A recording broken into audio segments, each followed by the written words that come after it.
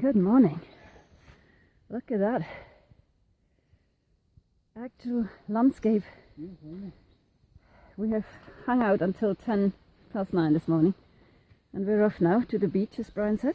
Off to the beach in sandals. In sandals, because the boots are still very, very wet. So are all the socks. My feet are freezing at the moment. I'm wearing my injinjis in my sandals. Yeah, but it looks a much, much better day. We've just got to get going. Yeah.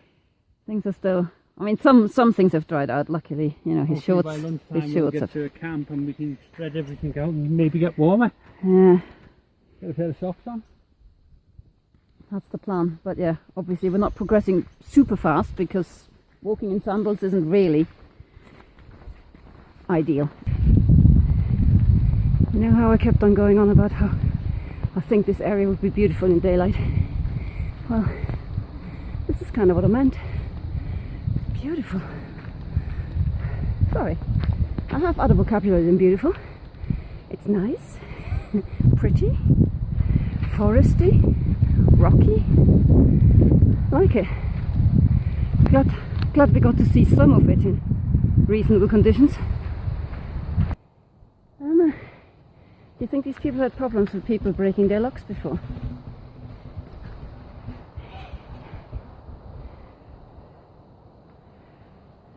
We think the PCT goes through here. Feels a bit odd stepping over this, but I think this is mainly for vehicles. The master of Guthooks is checking. Come back in half an hour. Oh, by the way, in case you all think we're whinging for no reason, we have met another hiker now who has the same problems.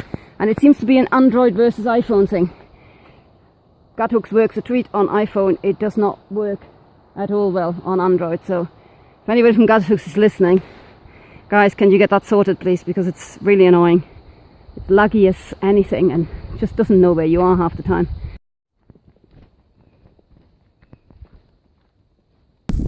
Don't think you can see it, but we'll put a picture up. We've just gone past 600.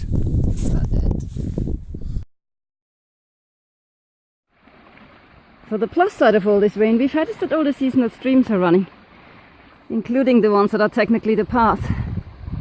That is a lot of water. And I'm wearing sandals with socks on. What could possibly go wrong? Here comes Heidi in sandals and socks. Bare feet for me. Northern man.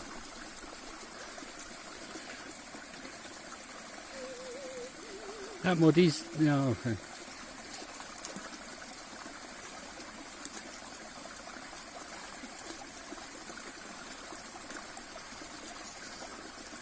Oh yes. Well done, Heidi.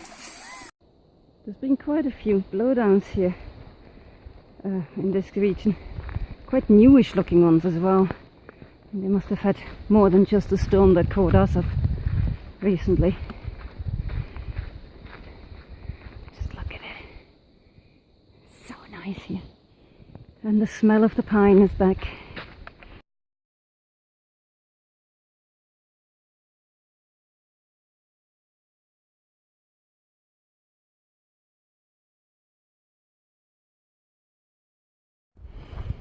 I don't know whether this shows up, but this, yep, once again, is snow. Small flurries off at the moment, but yeah.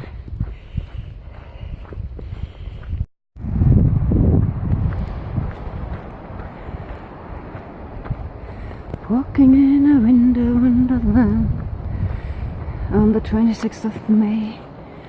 Seriously. You will have heard us mention once or twice now that we don't particularly like road walking. Well, that includes dirt roads. I know, but it probably doesn't show up on the camera. These roads are all so badly canted. It's like walking in a velodrome. It's quite hard on the ankles after a while.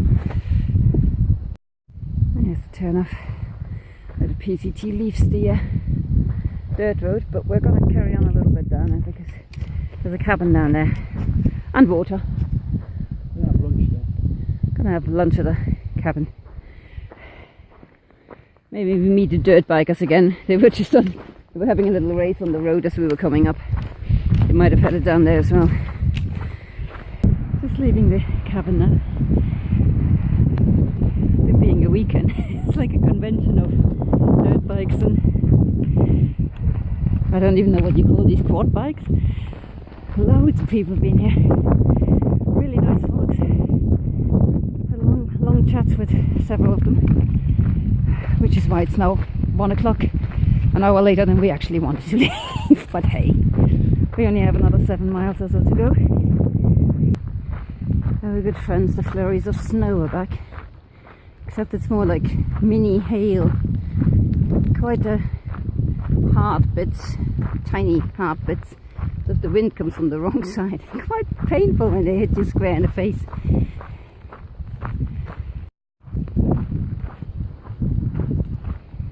It's one of those days when even your shadow has a bad hair day.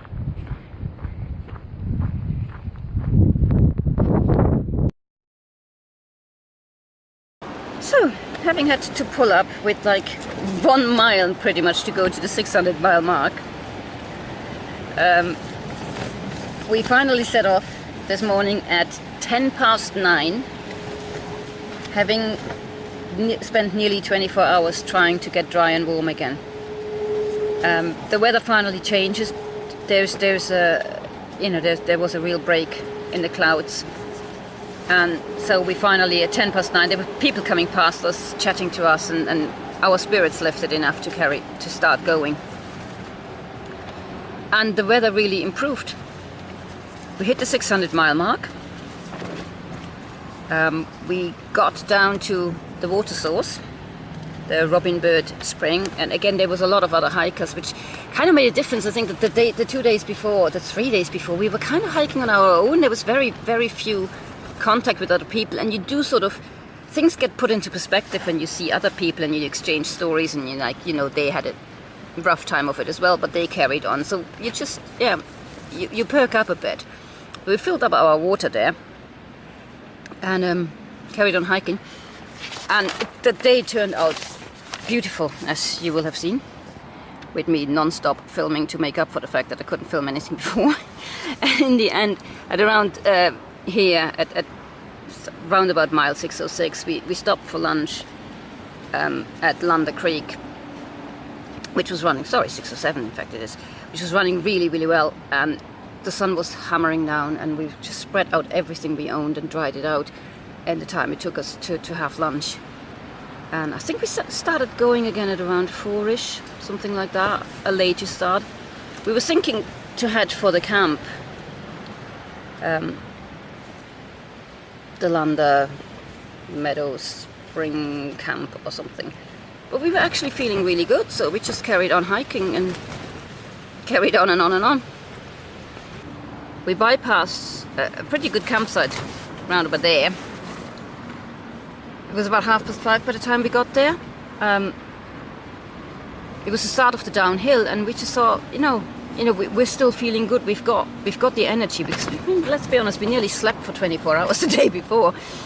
So we just carried on heading downhill and made really, really good progress until we got to the Kelso Valley Road, where there's a water cache. There's a couple of tent spots there, but they were all occupied already. So we just carried on for a bit longer, and somewhere around here-ish we pulled up, found a flattish spot, because we could have carried on to the next road crossing at 6:18, where we knew there would be campsites, but we also knew there were about 12 or 14 other hikers in front of us, so we didn't think there was, if that spot was full, we were pretty sure that one would be as well.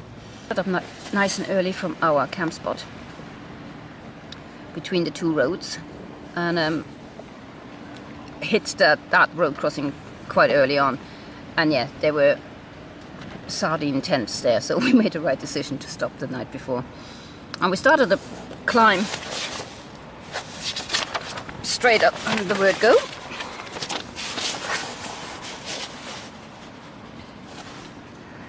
Nothing too major, so I mean it's a nice, it was a reasonable gradient. I mean we're back in desert territory now, so you can tell, because it's getting warm again. which after the weeks we've had, the days we've had, we're not too sore about at the moment, but it does make the uphills seem a little bit more uphill than they really are. But yeah, anyway, we've just carried on hiking. We've had a really good day again today, making reasonable progress up to, we had lunch sort of, I don't know, at the end of the climb here, and then started our drop down. And as we were passing the radio towers here, the weather turned and that thunderstorm came in. It hadn't looked all day like that was going to happen, but yeah. So we were walking ahead of the thunderstorm all the while. I mean, you saw the footage. It was always the same distance from us, no matter how far we moved. So we seem to have been walking just ahead of the front. We pulled up here, like within sort of 0.2 of Bird Spring Pass. We didn't realize we were that close. At that spot that we showed you, where we thought we'll just wait out and see what the weather does. And then when we realized how close we were to the actual road crossing, we carried on and we pitched our tent there just as it started to rain. But it only rained for about a minute. And we just sat in the tent waiting it out, really, to see whether it was worth carrying on or not. So we pitched the tent, but we hadn't fully set it up, and we were just sheltering in it. And then at around 5:30 we took a rain check, a literal rain check, and saw that actually the clouds had all moved on. So we started our climb, which again was really, really good gradient. I mean, we made such good progress. We did misjudge slightly where we were on it, so when we called it at about 633.3 here, because we found a nice flat spot that looked like it might be sheltered from the wind. We thought we were a little bit higher up the climb, but you know. So we set off from our little camp spot. The wind did get us quite a bit last night, but probably obviously not as much as it would have done had we not had those rock walls sheltering us. And we set off to finish the rest of the climb, which really ended up being nothing. The campsites we had been aiming for, some of them we didn't even see, but you know, they all look quite decent. Not sure whether they would have been any more sheltered or better. I mean, they were pretty wind still this morning, but then of course, you know, the wind has died down now, so it's hard to tell whether we made the right decision yesterday or not. But yeah, we made really good progress, and before we knew it, we were on the downhill, which we had thought would take a lot longer. We were full of water, so we certainly did not try to get to Yellow Jacket Spring, which has a reputation for being pointless bushwalking. We've done that in the past, didn't enjoy it, moved on. Then at around mile 641, we were back on an unpaved road. That's the McIver road that goes out to the cabin. Yeah, again, I'm not a fan of these dirt roads here, I must say. They are actually much harder work than the PCT. PCT is nice and, well, reasonably well maintained, and those dirt roads are, well, let's just say they're not. But we got out to the cabin. The PCT kind of leaves the dirt road here, but we went all the way out to the cabin just to have lunch in a sheltered spot. I mean, yeah, again, you saw the weather today. It wasn't bad, but weird fronts kept coming in and going, and there was hail and there was wind, and we just thought, yeah, let's have lunch in the cabin and be dry and wait. Because there was rain forecast for the afternoon, and we just thought, well, let's see what actually happens with this weather. And that's why we met all these dirt bikers and quad bikers, and everybody was out because it's, yeah, Memorial Day weekend, we forgot. It was really fun chatting to those people. So we were there probably a bit longer than we had planned. Got back out, regained the PCT, and started, I think pretty much soonish you start going downhill, but the weather started to turn again. So somewhere here-ish, we pulled up again just to sit under a tree and wait what the clouds were going to do, because we were trying to figure out whether they were coming towards us, going away from us. We seemed to be walking into a weather front, but the weather front was moving faster than us. So by sitting on the tree, under the tree, we managed to basically just wait until the weather had gone.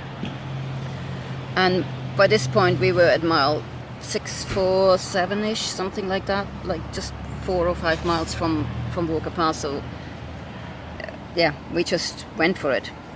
There was no point delaying the arrival any longer, and the weather cleared up, and it's mostly downhill from here on. So we got to maybe about 0.2 from Walker Pass campground, and the rain finally started, and it really started this time.